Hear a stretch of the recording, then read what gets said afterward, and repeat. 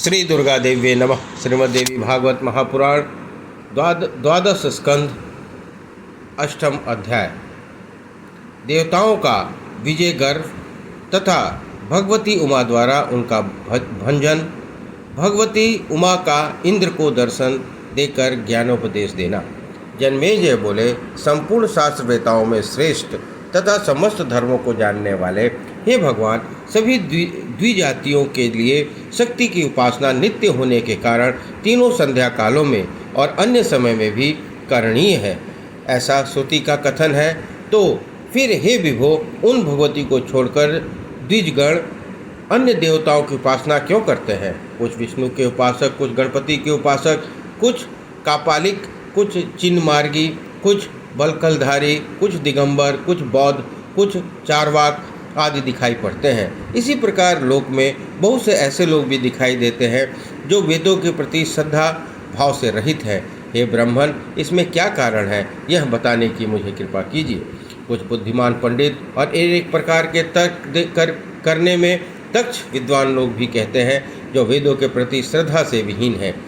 कोई भी व्यक्ति जानबूझकर अपने कल्याण का परित्याग नहीं करना चाहता है, तो फिर वे ऐसा क्यों करते हैं? हे वेद वेताओं में श्रेष्ठ, इसमें क्या कारण है, मुझे बतलाइए। आपने पहले मणिद्वीप की महिमा का वर्णन किया था। भगवती का वह परम धाम उत्तम स्थान जैसा है कैसा है? हे अनघ, आप मुझ श्रद्धावान भक्त को इसे भी बतलाइए, क्योंकि प्रसन्न गुरुजन गुप्त से भी गुप्त बात बता देते हैं।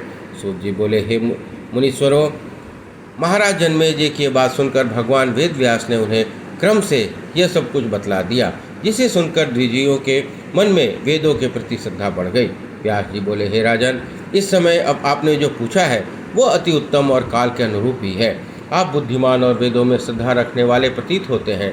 हे महाराज, पूर्व काल में मत से उन्मत्त दानवों ने देवताओं के साथ 100 वर्षों तक अत्यंत विस्मयकारक युद्ध किया था। हे नृप, अनेक प्रकार से शास्त्रों के प्रहार तथा अनेक प्रकार के मायाओं के प्रयोग से भरा उनका यह युद्ध जगत के लिए अत्यंत विनाशकारी सिद्ध हुआ।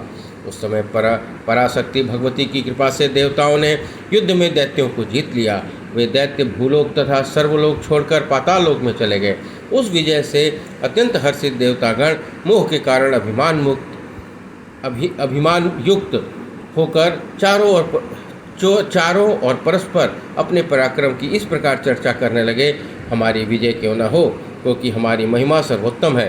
कहाँ से अधम और पराक्रमहीन दैत्य तथा कहाँ सृजन पालक और संहार करने वाले हम यशस्वी देवता, तो फिर हमारे सामने असहाय दैत्यों की क्या बात। हे राजन, पराशक्ति के प्रभाव को न जानने के कारण वे देवता मोहित हो गए थे। तब उनके ऊपर अनुग्रह करने के लिए दयामयी जगदम्बा एक यक्ष के रूप में प्रकट हुई। करोड़ों सूर्यों के समान प्रकाश वाले, करोड़ों चंद्रमाओं के समान अत्यंत शीतल, करोड़ों विद्युत के समान आभा वाले और हाथ पैर आदि अवयवों से रहित पहले कभी न देखे गए उस परम सुंदर तेज को देखकर देवता महान विस्मय में पड़ गए और कहने लगे, ये क्या है, यह क्या है? यह दैत्यों की चेष्टा है या कोई बलवती माया है? देवताओं को आश्चर्यचकित करने वाली वह माया किसके द्वारा रची गई है? तब उन सभी देवताओं ने एकत्र होकर उत्तम विचार किया और यक्ष के समीप पहुंचकर पूछना चाहिए कि तुम कौन हो। इस प्रकार उसके बलाबल की जानकारी कर लेने के पश्चात ही कोई प्रतिक्रिया करनी चाहिए। तत्पश्चात देवराज इंद्र ने अग्नि को बुलाकर उनसे कहा, हे अग्निदेव, आप जाइए, चूँकि आप ही हम लोगों के उत्तम मुख हैं, इसलिए वहाँ जाकर इसकी जानकारी कीजिए कि यह यक्ष कौन है। 1000 नेत्रों वाले इंद्र के मुख से अपने प्रति पराक्रम के युक्त वचन सुनकर वे अग्निदेव अत्यंत वेगपूर्वक निकल पड़े और शीघ्र ही यक्ष के पास जा पहुँचे। तब यक्ष ने उन अग्नि से पूछा, तुम कौन हो? तुम में कौन सा पराक्रम है? जो हो वह मुझे बतलाओ। इस पर उसने कहा, मैं अग्नि हूँ, मैं जात वेदा हूँ, संपूर्ण विश्व को दग्ध कर डालने का सामर्थ्य मुझ में विद्यमान है। तब परम तेजस्वी यक्ष ने अग्नि के समक्ष एक तृण रख दिया और कहा, यदि विश्व को भस्म करने की शक्ति तुम में है तो इसे जला दो। तब अग्नि ने अपनी संपूर्ण शक्ति का प्रयोग करते हुए उस तृण को जलाने का प्रयास किया, किंतु वे उस तृण को भस्म करने में समर्थ नहीं हुए और लज्जित होकर देवताओं के पास लौट गए। देवताओं द्वारा वृतांत पूछे जाने पर अग्निदेव ने सब कुछ बता दिया और कहा, हे देवताओं, सर्वेश आदि बनने में हम लोगों का अभिमान सर्वदा व्यर्थ है। तत्पश्चात वृत्रासुर का संहार करने वाले इंद्र ने वायु को बुलाकर यह कहा, संपूर्ण जगत आप में व्याप्त है और आपकी ही चेष्टा से यह क्रियाशील है। आप प्राण रूप होकर सभी प्राणियों में संपूर्ण शक्ति का संचार करते हैं। आप ही जाकर यह जानकारी प्राप्त कीजिए कि यह यक्ष कौन है, क्योंकि अन्य कोई भी उस परम तेजस्वी यक्ष को जानने में समर्थ नहीं है। गुण और गौरव से समन्वित इंद्र की बात सुनकर वायुदेव अभिमान से भर उठे और शीघ्र वहाँ पहुँच गए। वहाँ यक्ष विराजमान था। तब वायु को देखकर यक्ष ने मधुर वाणी से कहा, तुम कौन हो? तुम में कौन सी शक्ति है? यह मेरे सामने बतलाओ। यक्ष को सुनकर वायु ने गर्वपूर्वक कहा, मैं मात्र ईश्वा हूँ, मैं वायु हूँ। सबको संचालित करने और ग्रहण करने की शक्ति मुझ में विद्यमान है।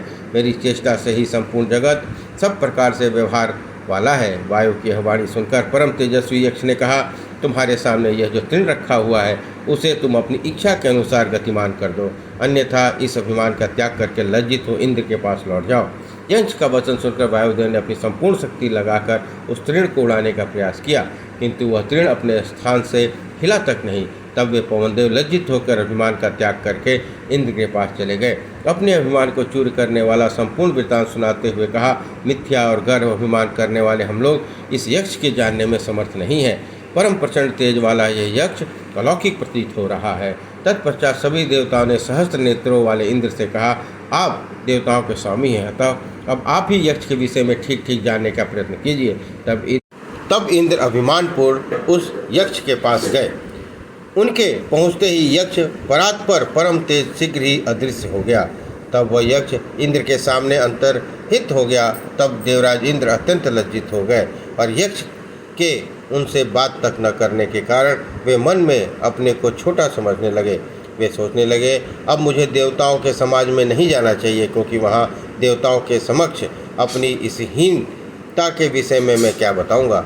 अतः शरीर का त्याग कर देना ही उनके लिए अच्छा होगा, क्योंकि मान ही महापुरुषों का धन होता है। मान के नष्ट हो जाने पर मनुष्य का जीवित रहना मृत्यु के समान है, इसमें संचय नहीं है। यह निश्चय करके देवराज इंद्र अभिमान त्याग कर उन्हीं पराशक्ति के शरण में गए, जिनकी ऐसी अद्भुत लीला है। उसी क्षण गगन मंडल में यह आकाशवाणी हुई, हे सहस्त्राक्ष, तुम माया बीज का जाप करो और उससे सुखी हो जाओ। तब इंद्र ने नेत्र बंद करके देवी का ध्यान करते हुए निराहार रहकर 1,00,000 वर्ष तक अति श्रेष्ठ परम माया बीज का जप किया। एक दिन चैत्र मास के शुक्ल पक्ष के 9वीं को मध्याह्न काल में उसी स्थल पर सहसा एक महान तेज प्रकट हुआ। इंद्र ने उस तेज मंडल के मध्य में नूतन यौवन से संपन्न कुमारी अवस्था में विद्यमान प्रभायुक्त जपा कुसुम की कांति से संपन्न प्रातःकालीन करोड़ों सूर्य की प्रभा से सुशोभित द्वितीया के चंद्र मास दृश्य मुकुट धारण किए हुए वस्त्र के अंदर से परिलक्षित होते हुए वक्ष स्थल वाली अपने चारों श्रेष्ठ हाथों में वर पास अंकुश अभय मुद्रा धारण करने वाली अत्यंत मनोहर अंगों से संपन्न कोमलता के समान अंगों वाली कल्याण स्वरूपिणी भक्तों के लिए कल्प वृक्ष स्वरूपा नानाविध आभूषणों से सुशोभित 3 नेत्रों वाली अपनी वेणी में चमेली की माला धारण किए हुए चारों दिशाओं में स्थित होकर मूर्तिमान चारों वेदों द्वारा स्तुत होती हुई अपने दांतों की प्रभा से वहाँ की भूमि को पद्म रागमय बना देने वाली प्रसन्नता और मुस्कान युक्त मुखमंडल वाली करोड़ों कामदेव के समान सुंदर रक्तवर्ण से वस्त्र धारण की हुई लाल चंदन से अनुलिप्त विग्रह वाली समस्त कारणों से भी कारण और बिना किसी हेतु के साक्षात करुणा की मूर्ति स्वरूपा उमा नाम से विख्यात जगदम्बा हेमवती भगवती शिवा को अपने समक्ष देखा। इससे इंद्र का अंतःकरण प्रेम से गदगद हो उठा। प्रेम आश्रुओं से पूर्ण नयन वाले और रोमांचित शरीर वाले इंद्र ने उन जगदीश्वरी के चरणों में दंड के भांति गिरकर प्रणाम किया और अनेक प्रकार के स्तोत्रों द्वारा उनकी स्तुति की। भक्ति भाव से संपन्न हो सिर झुकाकर परम प्रसन्नता पूर्वक इंद्र ने देवी से कहा, हे सुभा बने, यह यक्ष कौन था और किस लिए प्रकट हुआ था, यह सब मुझे आप बतलाइए। उनकी यह बात सुनकर करुणा सागर भगवती ने कहा, यह मेरा ही रूप है, यही ब्रह्म है, यह माया का अधिष्ठान स्वरूप सबका साक्षी निर्विकार और समस्त कारणों का भी कारण है। सभी वेद जिस पद का बार बार प्रतिपादन करते, समस्त तप चरण के द्वारा जिस पद की प्राप्ति को बताते हैं, वह साधक गण जिसकी प्राप्ति की अभिलाषा से ब्रह्मचर्य का पालन करते हैं, उसी पद को मैं तुम्हें नाम पूर्वक बतलाती हूँ। उसी को ओम एक अक्षर वाला ब्रह्म कहते हैं और वही ह्रीं रूप भी है। हे सुरश्रेष्ठ, ह्रीं और ओम ये दो मेरे मुख्य बीज मंत्र हैं। इन्हीं दो भागों के संपन्न होकर मैं संपूर्ण जगत का सृजन करती हूँ। उनमें एक भाग सच्चिदानंद नाम वाला कहा जाता है और दूसरा नाम माया प्रकृति संज्ञान वाला कहा गया है। यह माया ही पराशक्ति है और संपूर्ण जगत प्रभुत्व रखने वाली यह शक्तिशालिनी देवी मैं ही हूँ। यह माया चंद्रमा की चांदनी की भांति अभिन्न रूप से सर्वदा मुझ में विद्यमान रहती है। हे सुरोत्तम, साम्यावस्था स्वरूपिणी मेरी यह माया संपूर्ण जगत के प्रलय होते समय भी मुझ में भिन्न नहीं रहती है। प्राणियों के कर्म परिपाकवश माया का वही अव्यय रूप पुनः व्यक्त रूप धारण कर लेता है। जो अवस्था अंतर्मुखी है वह माया कही जाती है और जो बहिर्मुखी अवस्था वाली माया है वह तम अविद्या के नाम से कही जाती है। तमोरूपिणी उस बहिर्मुखी माया से प्राणियों की उत्पत्ति होती है। हे सुरश्रेष्ठ, सृष्टि के आदि में यह माया रजोगुण स्वरूप से विद्यमान रहती है। ब्रह्मा विष्णु महेश ये देवता त्रिगुणात्मक कहे गए हैं। ब्रह्मा में रजोगुण की अधिकता, विष्णु में सत्वगुण की अधिकता और सभी कारणों से स्वरूप वाले रुद्र में तमोगुण की अधिकता रहती है। ब्रह्मा स्थूल देह वाले हैं, विष्णु लिंग देह वाले और रुद्र कारण देह वाले कहे गए हैं।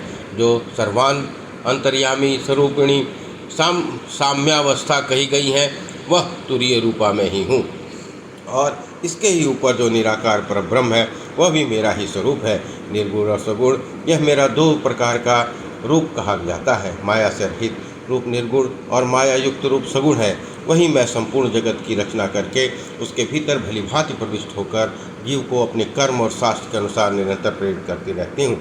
ब्रह्मा को सृष्टि करने, विष्णु को जगत पालन करने, कारण और रुद्र को संहार करने के लिए मैं ही प्रेरणा प्रदान करती हूँ। वायु मेरे भय से प्रवाहित होता है, सूर्य मेरे भय से मानकर निरंतर गति करता रहता है। उन्हीं की भांति इंद्र, अग्नि, यम भी मेरे भय से अपने अपने कार्य संपन्न करते हैं। इसलिए मैं सर्वश्रेष्ठ कही गई हूँ। आप सभी देवताओं ने मेरी ही कृपा से सब प्रकार की विजय प्राप्त की है। मैं आप लोगों की कठपुतली के समान नचाती रहती हूँ। मैं कभी देवताओं की विजय कराती हूँ तो कभी दैत्यों की। मैं स्वतंत्र होकर अपनी इच्छा से सभी के कर्म विपाक के अनुसार सब कुछ संपादित करती हूँ। अहंकार से आवृत बुद्धि वाले तुम लोग अपने गर्भ से वैसी प्रभावशाली मुझ सर्वात्मा भगवती को भूलकर दुखदायी मोह को प्राप्त हो गए थे। इसलिए तुम लोगों को पर अनुग्रह करने के लिए तुम लोगों के शरीर से मेरा दिव्य तेज निकालकर यक्ष के रूप में प्रकट कर दिया था। अब तुम लोग अपने देह से उत्पन्न गर्भ का सब प्रकार से त्याग करके मुझ सच्चिदानंद स्वरूपिणी भगवती की शरण में आ जाओ। व्यास बोले, हे जन्मेजय, ऐसा कहकर मूल प्रकृति स्वरूपा सर्वेश्वरी महादेवी देवताओं के द्वारा भक्तिपूर्वक सुपूजित होकर तत्काल अंतर्ध्यान हो गई। तत्पश्चात सभी देवता अपने अभिमान का त्याग करके भगवती के परात्पर चरण कमल की विधिवत आराधना करने लगे। वे सब तीनों संध्याओं में सदा गायत्री जप में संलग्न रहते थे और यज्ञ भाग आदि के द्वारा नित्य भगवती की उपासना करते थे। इस प्रकार सतयुग में सभी लोग गायत्री जप में तत्पर थे और वे प्रणव तथा हल लेख खा के जप में भी दत्तचित रहते थे। वेद के द्वारा कहीं भी विष्णु की उपासना तथा विष्णु दीक्षा नित्य नहीं कही गई है। उसी प्रकार शिव की उपासना और दीक्षा नित्य नहीं कही गई है, किंतु गायत्री की उपासना सभी वेदों के द्वारा नित्य कही गई है। इसके बिना ब्राह्मण का सब प्रकार अधः पतन हो जाता है। द्विज केवल उतने ही कृतकृत्य हो जाता है, उसे किसी अन्य साधन की अपेक्षा नहीं रहती। केवल गायत्री उपासना से ही तत्पर होकर द्विज मोक्ष प्राप्त कर लेता है, चाहे वह अन्य कार्य करे अथवा न करे। ऐसा मनु ने स्वयं कहा है। उस गायत्री के बिना विष्णु और शिव की उपासना में संलग्न रहने वाला विप्र सब प्रकार से नरकगामी होगा। इसलिए हे राजन, सतयुग में सभी उत्तम द्विजगण गायत्री जप तथा भगवती के चरण कमल की उपासना में निरंतर संलग्न रहते थे। इस प्रकार श्रीमद् देवी भागवत महापुराण 12वां स्कंद और 8वां अध्याय संपन्न हुआ। बोलिए दुर्गा महारानी की जय, बोलिए गायत्री माता की जय।